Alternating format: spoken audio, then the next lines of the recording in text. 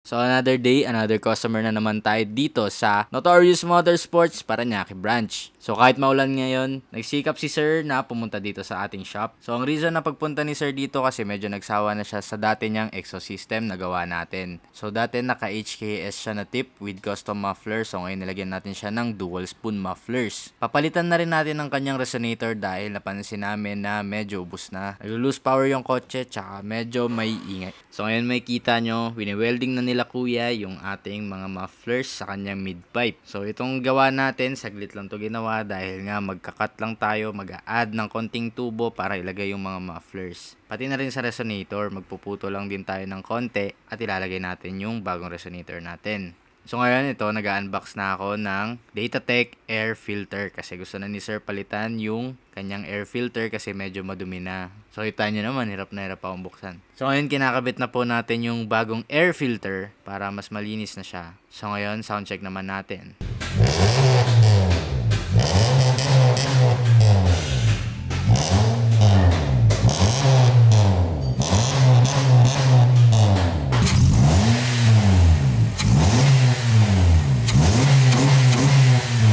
So another satisfied customer na naman. Ingat mga homies.